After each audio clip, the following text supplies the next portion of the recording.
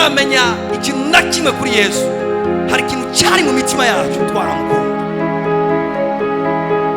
Kumukorera n'umuriro kandi atabintu byinshi cyane uramenya kuri Bibiri ivyo ivyita urukundo. Imana utiyumvira igihembo na kimwe, utiyumvira merci y'umuntu n'umwe. Ikibazo sinabantu, ikibazo ni wewe nyene. Hinduka wewe nyene hejuru ubikemura indani. Urabiza tuyu umuzi nawe uranduye, igiti ntikizosubira kunana kugira uza aho nyene. Umvise Imana.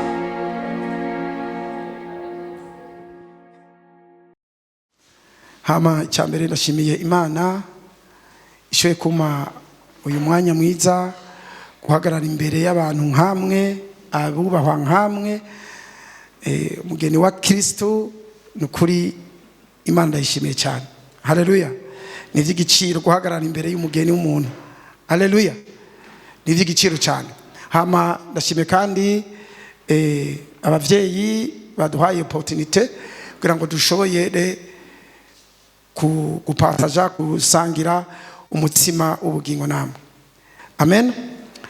Twihuse rero nagomba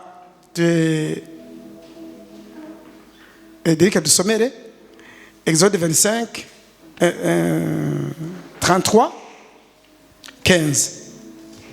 Mose aramwishura ati ubwawe nutajana natwe ntudukure ino. None niki comenyekanisha yuko nagiriwe ubuntu imbere yawe? Twe niryo hanga. Mbega suko wojana natwe bigatuma twe n'ihanga ryawe dutandukanywa n'amahanga yose asagaje ku isi? Uhoraho yishura Mose ati nico uvuze naco ndagikora, kuko nakugiriye ubuntu nkakumenya izina. Amen. Amena. Haleluya. Turi mu kwezi kw'iki? Kwezi kw'iki? Ko kugendana n'Imana. Ivese atubwiye ngo Mose aramubwira ati nikiki cyo twera ko atugiriye ubuntu tutajanye natwe. Haleluya. Ikigwa nshaka twiga muri umugoroba ni ikigwa kijanye n'ijambo ry'ukwezi, ikigwa kivuga ukugendana n'Imana. Amashimeshi kw'iryo jambo Mana. Haleluya. Iyo tuvuze kugendana n'Imana, hariho urashobora kwitahura ku rugezo ruto. Mugatuve kugendana n'Imana, hari uvuze ati kuno ukwezi kugendana n'Imana. None kugendana n'Imana ukaca wumva umenga uku kwezi tuzogendana n'Imana. Mugabo inyuma y'uku kwezi none ntituzosubira kugendana n'Imana. Tuzobana tugendana n'Imana. Rero igicigwa shaka twige ni gute kugendana n'Imana. Mbe kugendana n'Imana iri jambo twahawe muri ku kwezi nk'ijambo ry'ukwezi. Iri jambo avuga kugendana n'Imana ni iki? Ko harige twubitahura ukamenga kugendana n'Imana, Imana nzogenda inkurikire canke tuzojana muga mu buryo budatahuritse. Haleluya. Haleluya. Kugendana n'Imana rero nico tugomba kwiga ko. Unsomere kandi Exode 25:8. Kandi bangirire ahera ho kuba kugira ngo nzengerere hagati muri bo. Nkuko ivyo ngira nkwerekezaho shabukezaho ngo bangirire ahera ho kuba ngo kugira ngerere muri bo. Igihe Abisirayeli Imana Mose abakuye muri Egiputa, Imana ntiyabatwaye directement mu gihugu cy'isezerano. Imana baje busikiya gitukura, Imana yabacishije mu bugaragwa. Haleluya. Haleluya. Mugabo mwibuke ko imbere yo guca mu bugaragwa Imana yabanje kubacisha mu kiyaga gitukura. Vyumvikana ko ni kubera iki kiyaga mbere haja cigabuye kubera ko rijya hanga rya Israel hariho igicu cari hejuru yabo. Imbere yuko bajabuka ikiyaga gitukura, ico gicu cari hagati yabo yari presence y'Imana, bariko bagendana n'Imana. Mu yandi majambo kijya kiyaga cyahagaze imbere y'Abisirayeli hamwe n'Imana. Haleluya. Igituma hajya atakarimbi kabaye ni kubera ko burya bwoko bwariko bugendana n'Imana. Haleluya. ahantu naho hari imana murazi ko atakarimbi gashobora kuhaba. Nico gituma kijya kiyaga hajya nyene cyaciye kigabura. Kubera iki? Bari kumwe n'Imana. Bageze mu bugaragwa naho nyene bari bakiri kumwe n'Imana. Mwibuke ko mu bugaragwa nta kintu cyari gihari na kimwe. Les conditions climatiques zabo zari insupportable. Nta muntu yashobora kubaha 24 heures. Alléluia. Mugabo Imana ikibwira Mose, iti Mose nyubakira ihema kugira ngo ngerere hagati muri bo. Haleluya. Kugerera hagati muri bo vyasigura iki? Vyasigura kugendana n'Imana, vyasigura kubana n'Imana. Kubera ko Imana yahisemwo ko babana nayo mu bugaragwa, kwari kubera ko mu bugaragwa nta muntu ahaba. Inzoka zonyene ziri mu bugaragwa niho zigukomoye icufa.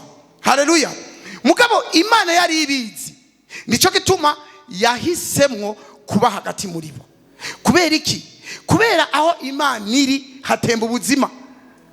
Bibiri ivuga yuko bamazeho imyaka 40. Iyo myaka 40 bivuga ngo nta muntu numwe yigeza ni hano umutwe. Kubera iki? Il y avait la présence de Dieu. Hari ubwiza bw'Imana hagati muri bo. Haleluya. Bibiri ivuga ngo banywa amazi avuye mu mabuye bakarya ingenzi zivuye hejuru. Mwibuke iyo tuyeko tuvuga rero ubugaragwa, Bibiri ivuga muri Abikorosayi 2:17 ngo ivyo tubona muri Ancien Testament cyari gitutu kibizogira gute kibi turimwo.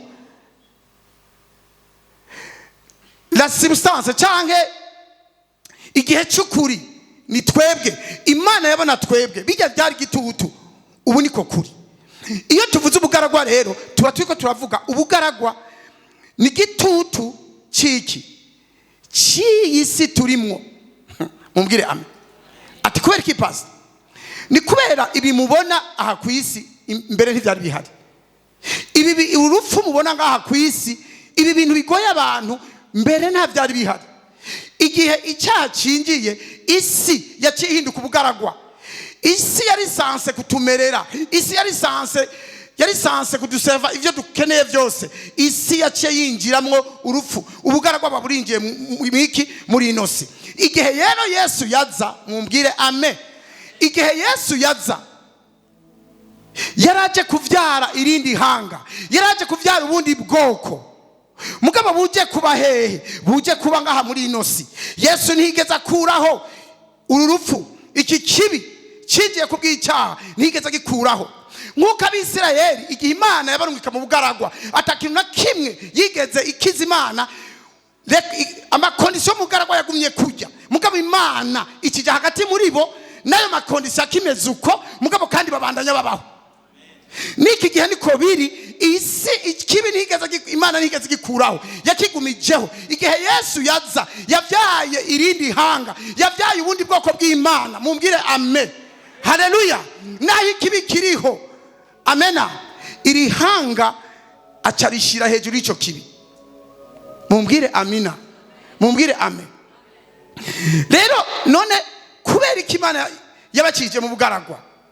Kwari kugira ngo yerekane hagati muri bo. Kwari kugira ngo ikreye igitinyiro cyayo hagati muri bo.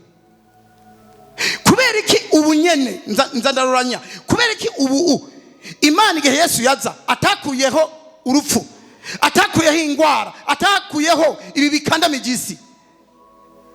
Kwari kugira Imana yigaragarize mu bwoko bwayo. Ni gute wabona Imana biciye muri iki kibi, biciye muri ibi bintu bikandamijisi? Haleluya. Bene ndahanabwira ikintu, kenshi na kenshi ni wabona ikintu kiri imbere yawe, vyinshi bivuye kuri Satani. Irevre hari biva kuri Satani, mugabo hariho nibitava kuri Satani. Imana ireka bikaza imbere yawe, mugabo kugira Imana igira iki? Kugira Imana muhure nayo. Kubera iki? Na handi Imana we mwohurira. Na kundi kuntu womenya Imana. Hari bidushika ko ukavuga ati Imana iki kiyaga gitukura no gengana gute? Ahantu haca gute?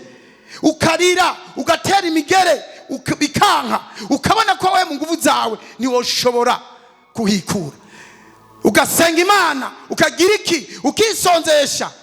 Mugabo wo kwisonzeresha ikintu cyarekuwe n'Imana. Imana ikeneye iki? Imana aho nyene ikeneye ko mubonana nayo, ikeneye kuyimenya, ikeneye gukereya igitinyiro cyayo muri wewe.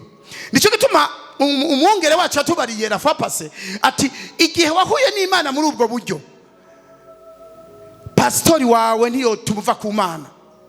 Haleluya. Umugabo wawe uvyogira byose niyo tumuva ku Mana. Kubera iki? Imana waribonye live, waribone n'amaso yawe. Hari ahantu Imana iba yaragukuye abantu bananiwe, hari ahantu Imana igukura ukavuga ati nta muntu n'umwe yobishobora.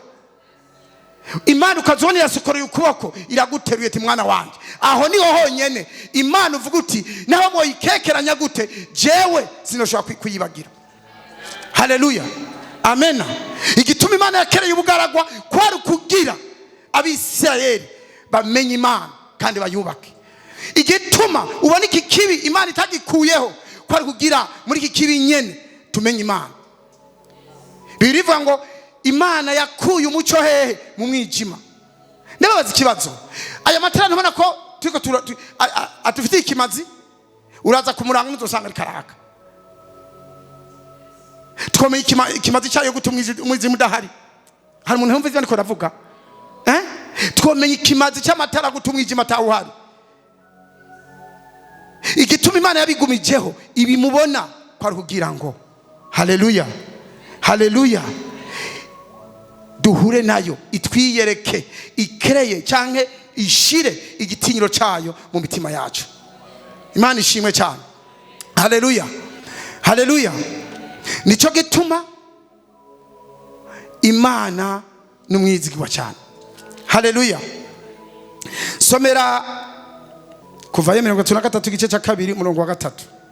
Nanje ndarungika mu marayika baje imbere, kandi nzocirukanamwo abanyakanani n'abamori n'abaheti n'abaferizi n'abahiwi n'abayebusi, muje muri ico gihugu gitemba amatanubuki, ariko jeho sindugana namwe ngo ngendere hagati muri mwebwe, kuko muri ihanga ritagonda izosi no hava mbatikiriza mu nzira. Imana nishimwe cyane. Haleluya. Muje muri ico gihugu gitemba amatanubuki, ariko jeho sindugana namwe ngo ngendere hagati muri mwebwe, kuko muri hanga ritagonda izosi no hava mbatikiriza mu nzira. Umviriza akantu, umviriza. Imana babwiye, Imana aha igira bakure mu bugaragwa, igira ibahe la terre promise, igira ibahe igihugu isezerano, igihugu yasezeraniye Aburahamu hamwe n'uruvyaro. Mumbwire amen. Mugabo igihe Imana irababwiye ngo akira igihugu, haguruka muvaho muri mugende mu gihugu nasezeraniye sokuru wanyu Aburahamu na Yakobo. Ngo mugabo ngo jasi ndugana namwe ngo ngendere hagati.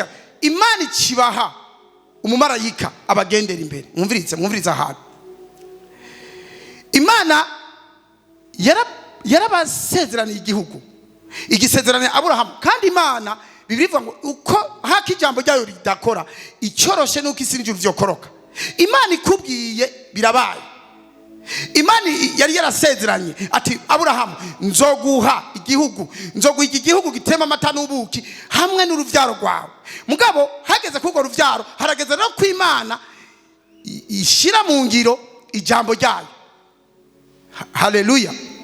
Ikibabwira ati ibwira Mose iti fata iryo hanga bave aho muri mugende mu gihugu. Mugabo condition ikibabwira ngo ndabahaye umumarayika abagendera imbere. Ati jewe sinjana namwe, ati kubera muri hanga ritagonda izosi. Mumbwire amen. Jewe kimwe namwe niyumvira kuri iki cyandiko, Imana irabahaye igihugu. Mugabo kandi igihugu ntikibahaye aho, yagihaye sekuruza. Mugabo igira ishire mu ngiro iyo promesse, iryo sezerano. Mugabo kondi sebwe ati henda bahaye umumarayika mujane nawe. Haleluya. Beneda.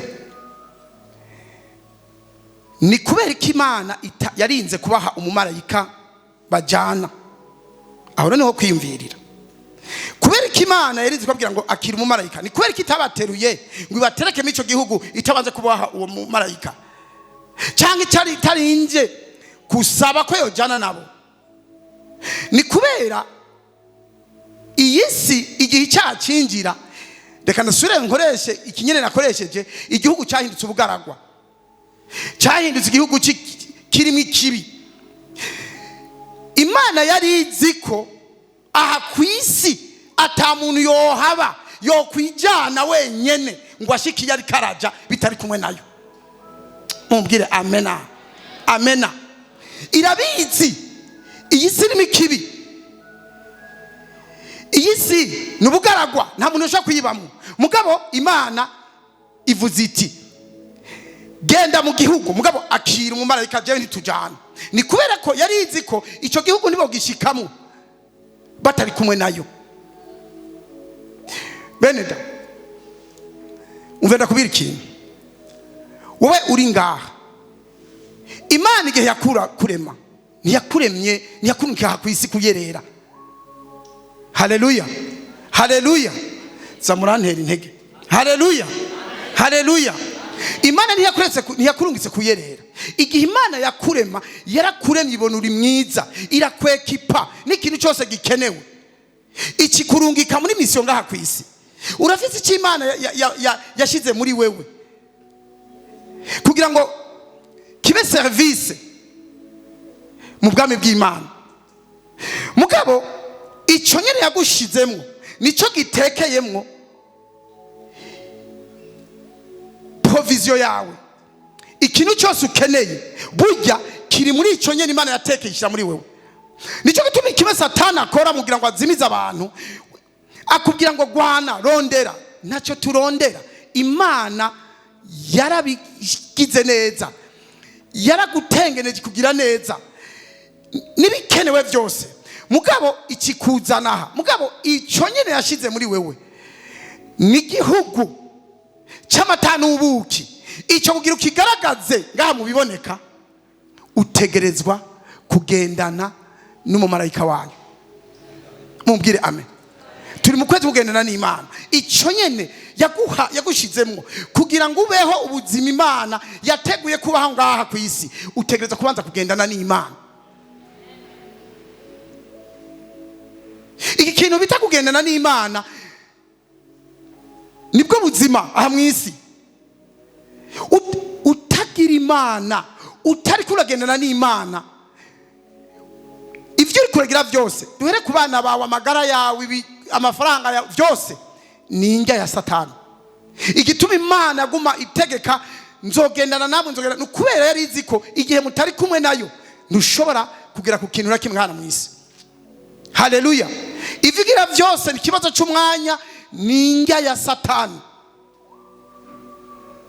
Mumbwire amena. Haleluya. None twige none kugendana n'Imana. Ati none gapasa turavyumva, none kugendana n'Imana ushaka kuvuga iki? Umuntu agendana n'Imana, mwumvirize kugendana n'Imana. Abantu bagendana n'Imana nibo muri Zakariya 8 havuga ngo uzobakorako azobakoze mu mbonero yanje.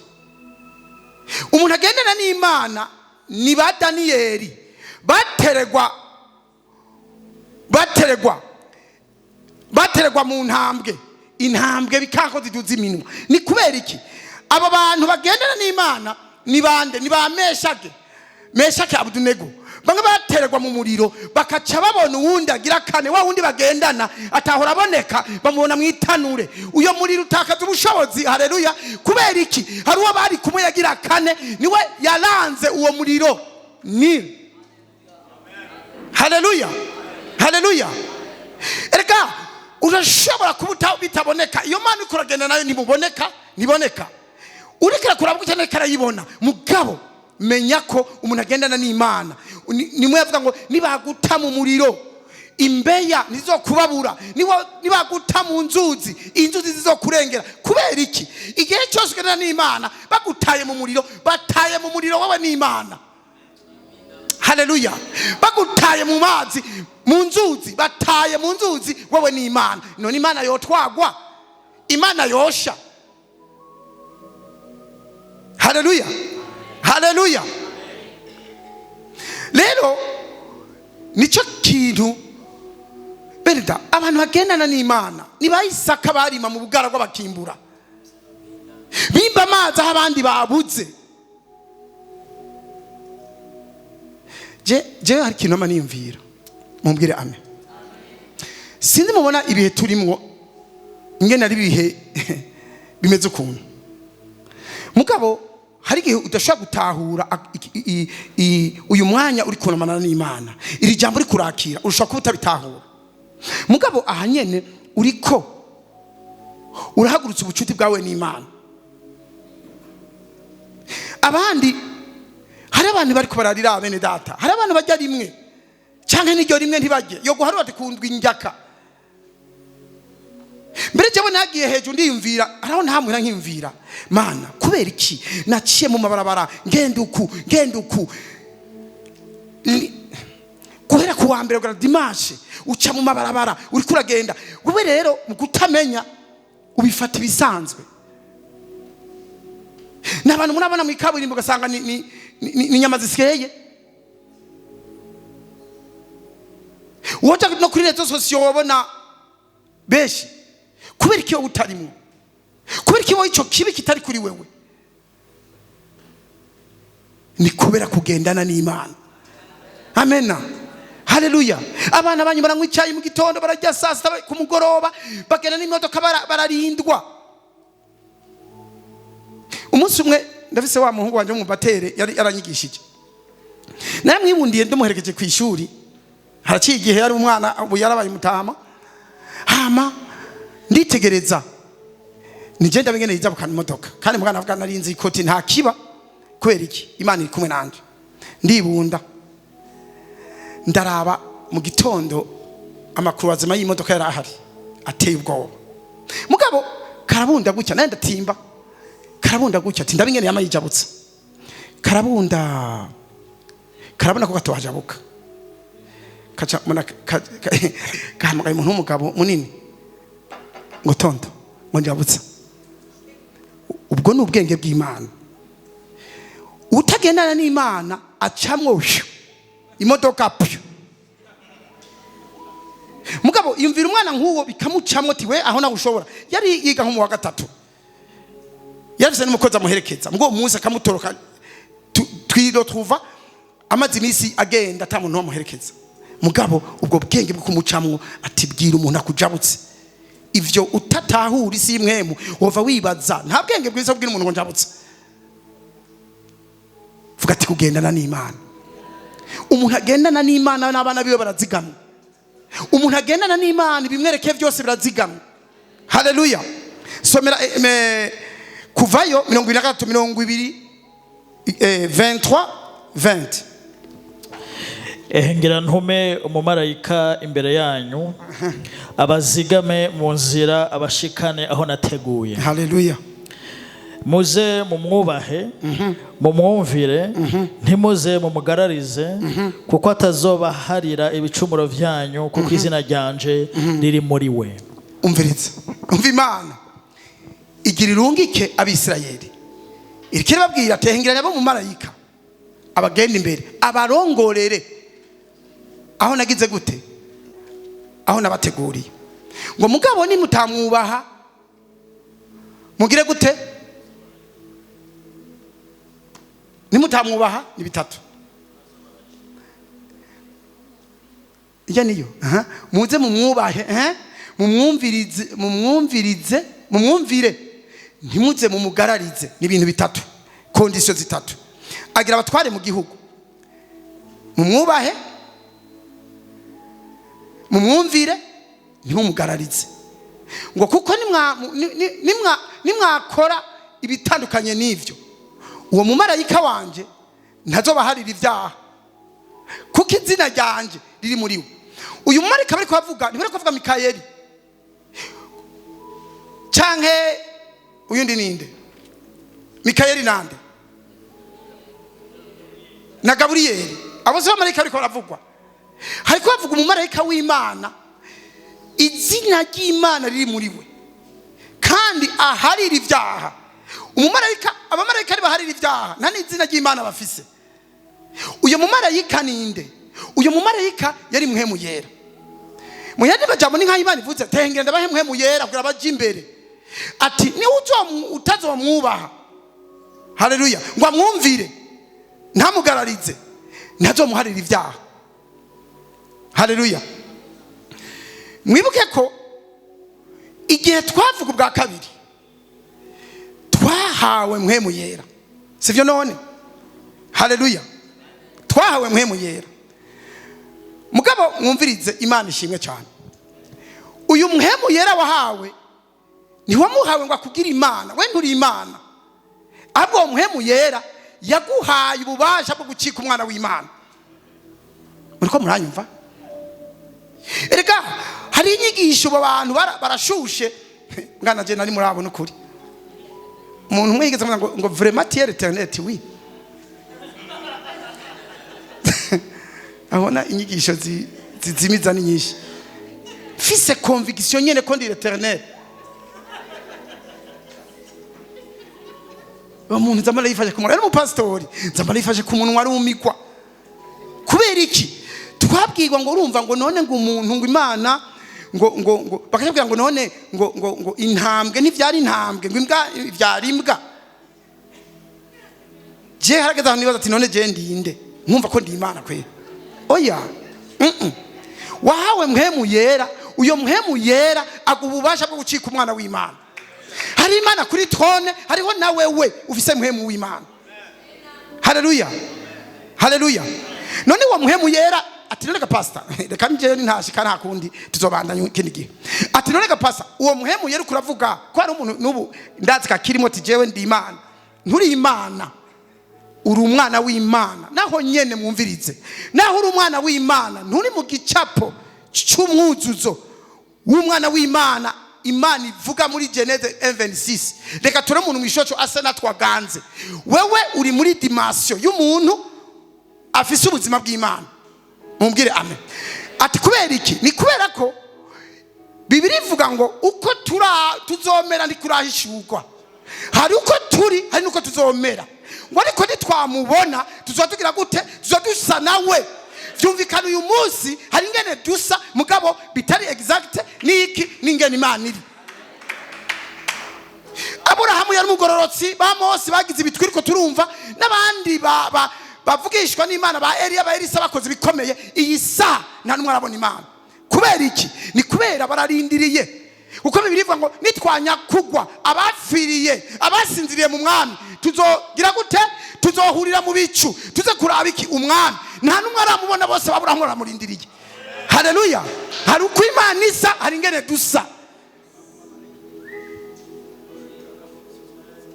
umunsi twamubonye nicyo kitavuga mariage hazobaye basikri hantarabi umunsi twabonye Yesu gucya nicyo bitwa mariage tuzotumubonye aho nyene twinjiye mu mwuzuzo w'igicapo y'icyaremwe gishasha Imana yarondera. Uyu munsi abantu benshi biyumvira biyita ngo ni Imana kuko batazi iki gicapo idimasyo y'umuntu w'inyama n'amaraso afise mpwemu yera muri we. Bibiri ivuga ngo uyu mubiri ubora ukwiye kwambugwa tukambara utabora aho niho tubona Imana haleluya. Nitwinjira muri dimension exacte y'umwana w'Imana tuzoza dusa na Yesu umwe yava ahera igihe yaza ku ntumwa yambaye undi mubiri ntiyaciye mu muryango yaciye mu ruhome aho niho tuzoza dusa n'iki n'Imana haleluya haleluya. Ubu rero umwemu yaratwahawe uyu mwemu yaratwahawe twamuhaye ngo turongore muri ubuzima ubu bwo ngaha kwisi. Hari Imana kuri tone hariho na wewe umwana w'Imana biciye muri mwemu yera muri wewe mugabo wowe nturi Imana uri umwana w'Imana naho nyo turasha cy'umwana w'Imana mumbwire amen haleluya. Rero kugendana n'Imana ivyo tuko turiga kugendana n'Imana twahawe mwemu yera mumbwire amen. Eriko uyu mwemu yera ega igituma abantu bariko barigisha ibitari byo baguma bibaza ngo umva akakantu ngo ndi Imana niko anovuga ati jewe navutse ubwa kabiri si ntibigikunda ko notagakiza uragata kuko dimansiyo urimo uracyari muri dimansiyo y'umuntu yambaye umubiri hama ubwo butunzi wa muhemu yera abahehe muri wewe uyo arashobora kugenda mu gihe wokora ibitandukanye n'ivyo n'uburongozi bwiwe yababwiye ngo genda baja hagati noce no barandura kubera iki muri hanga dagondi zose mbe muramaze kubona umuntu atagondi zose muramuzi agize gutya gati raba hariya aguma gutya ari umuntu mubwira ijambo ry'Imana ati ijambo ry'Imana rivuze uku nk'ubu reka tubwira mwene data ati reka twigisha gutanga dime akamugo abo nibo rero iyo niyo mitima ihanwa ni ntagondwa mu yandi majambo intagondwa aha nabanyene batagondi zose ijambo ry'Imana rivuga iki nababwira ibi mumbarire amen haleluya rero turiko twiga ikicigwa biva kugendana n'Imana kugendana n'Imana uyu muhemu yari twamuhawe kugira ngo agire gute kugira aturongore muri iki gihugu aturongore muri ubu buzima turimo haleluya ariko hari ahantu mbashaka ndiko ndageragezwa guca mava nteba umwanya wanje mbona uheze umwe nababwira ikintu reka ngende akavuze aho mpereza ntacyo tuzobandanya ikindi gihe sivyo none muhemu yera n'Imana iri mwijuru kuri throne kandi iri kuri throne iteye ubwoba mubwire amen iyo nimwe yabwira Mose ati wewe wombona mu maso wocufa iri kuri throne n'Imana ihambaye iteye ubwoba mugabo hariho muhemu wayo muri jewe muri wewe none muhemu yera muri wewe bisigura iki reka ndabakarorero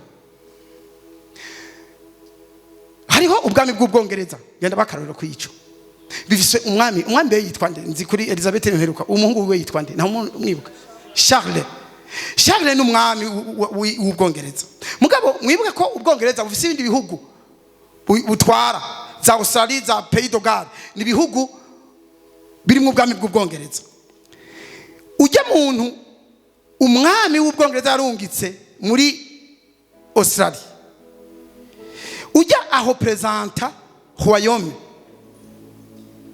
haleluya mugabo ujya nugira ngo umwami w'Ubwongereza arazi biriko biraba muri Pays de Galles cyangwa arazi biriko biraba muri Australia ntavyazi ujya umuntu atanga raporo nujya aserukira ubwami bw'Ubwongereza muri Australia niwe avuga ati Australia bimeze uku akabibwira akabivuga kuri kapitali haleluya amena uwo niwe bavugira kuri kapitali mugabo igihe cyose babonye uyo mwami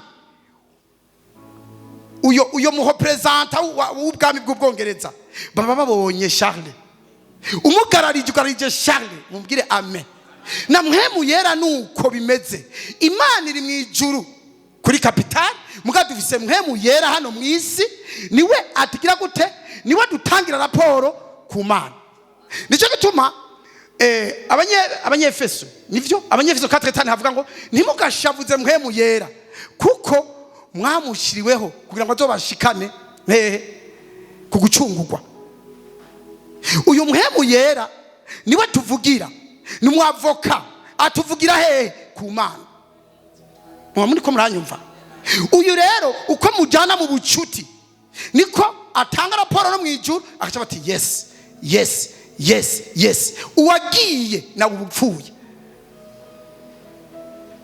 hari umuntu bari karanyumva haleluya icyo tuko turiga uko kuntu Imana yagumye itanga ega navuze cyari gicapo Imana yagumye itanga umumarayika imbere y'Abisirayeli natwebwe nyene igicapo cy'ukuri Imana yaduhaye umumarayika wayo mugabo izina yiwe riri muri uwo mumarayika ari muhemu yera ubu muhemu yera niwe turongora mu byo dukora byose uyu muhemu yera ugararije Imana iyo tuvuze kugendana n'Imana cyo bisigura nukumvira muhemu yera nukugendana na muhemu yera birivuga muri Isayi 30:21 ngo ni wakikamira iburyo uzumva ijwi kugira ngo cyane hari inzira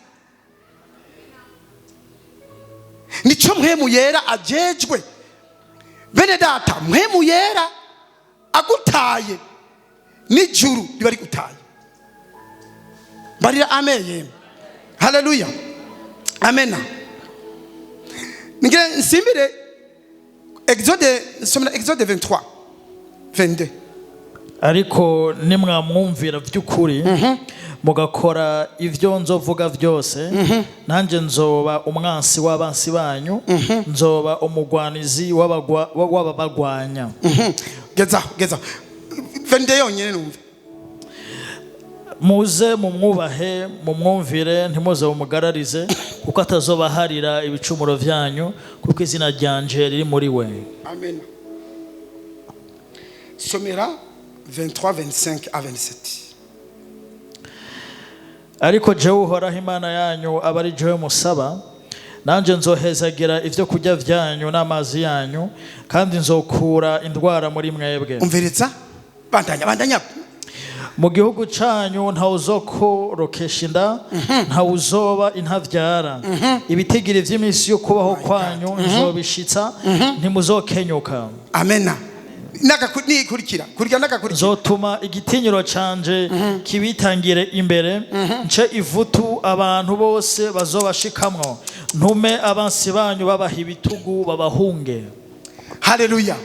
Haleluya. Ibi byose agiye gusoma izi ni ingaruka zo kugendana n'Imana. Nzokura ingwara muri mwebwe muzoshitsa ibitigiri byanyu byo kubaho imyaka ntawe uzokenyuka. Haleluya. Ibi byose mwave mu bisome ibi ni ingaruka z'umuntu agira gute agendana n'Imana. Ibi si ibintu byo kwizera. Umviriza nkasaka kana. Ibi si ibintu by'abantu batura ngurumva ngo nitugwara nitukenyuka. Hera hejuru niyo mwakora ivyo umumarayika ndabashize imbere ashaka. Umviriza ingaruka bizoca bikurikira. Jebwa abone yaciye mbona. Haleluya. Kandi effectivement ugendana n'Imana birivuga ngo Enoke yagendanye n'Imana yurizwa mwijwe adapfuye ataciye mu rufu. Mbe ni kubera iki Enoke atigeze apfa?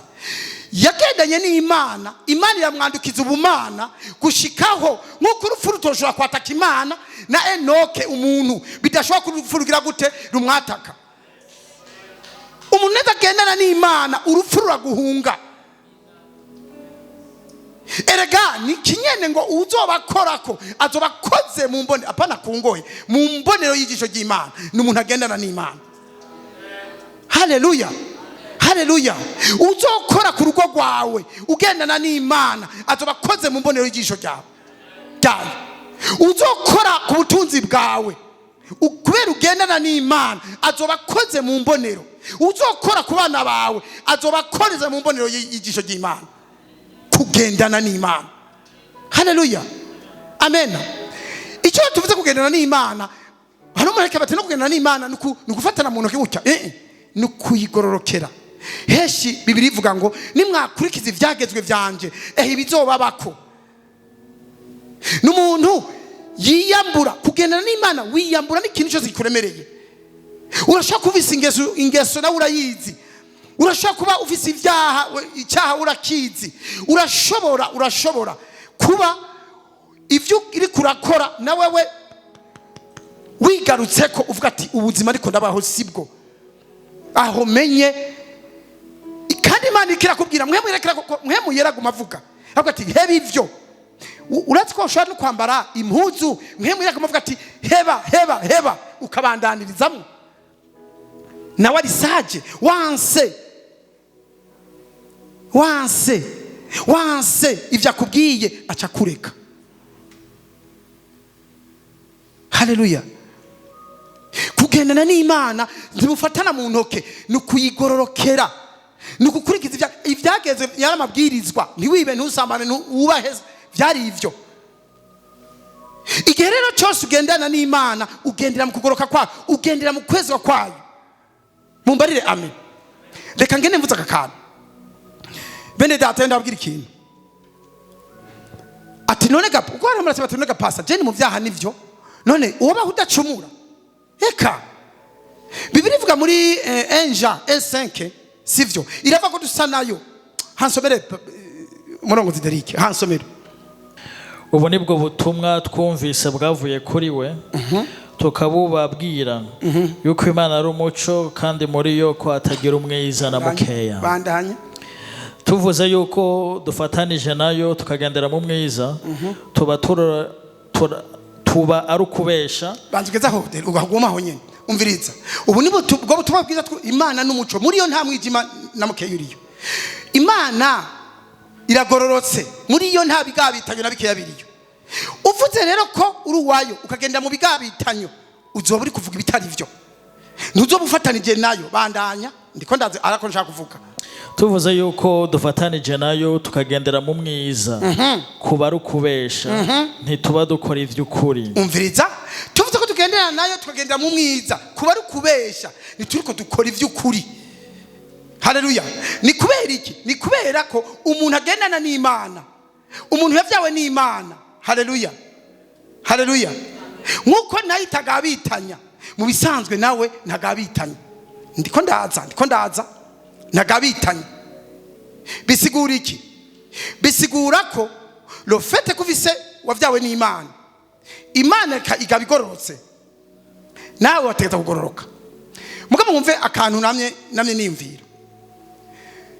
Mu bisanzwe Imana mu buryo buri legale uri umugororotsi, kandi icyo cyatumye Yesu asesa amaraso yera kwejeje mwijuru legalma urera.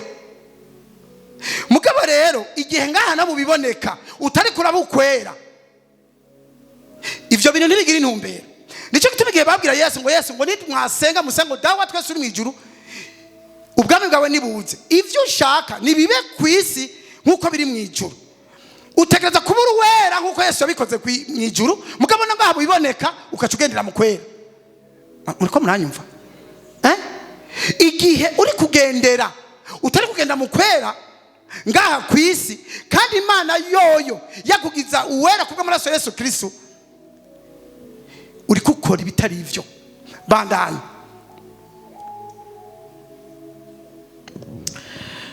Ariko tugendeye mu muco nkuko nayo iri mu muco, haleluya, tuba dufatanije ubwacu, kandi amaraso ya Yesu umwana wayo atwoza icyaha cyose.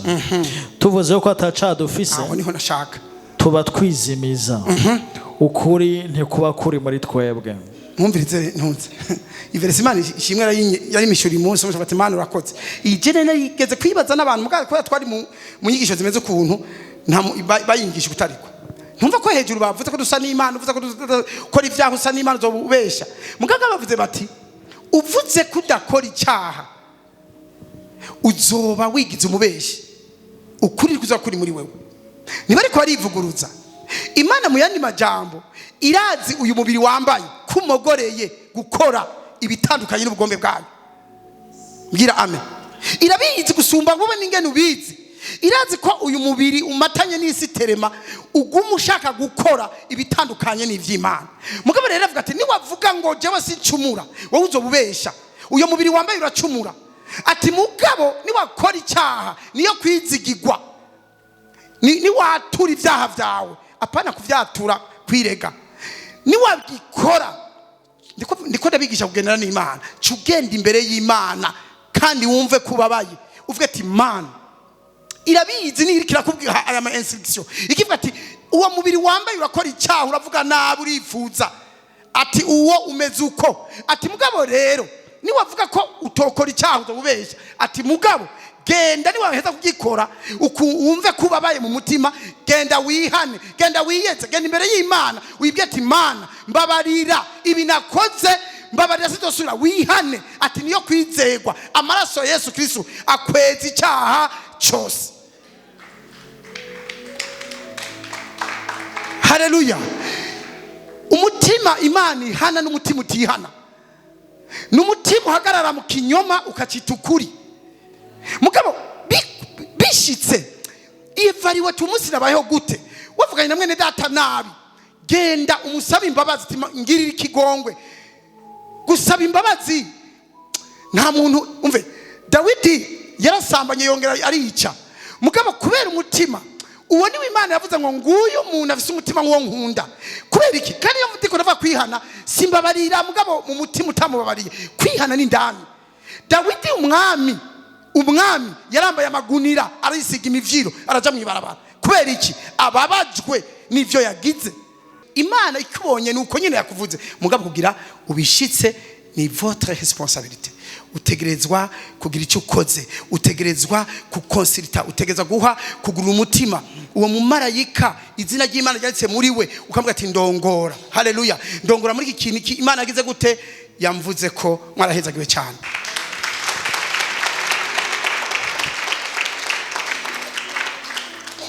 Haleluya, bashe guhaguruka.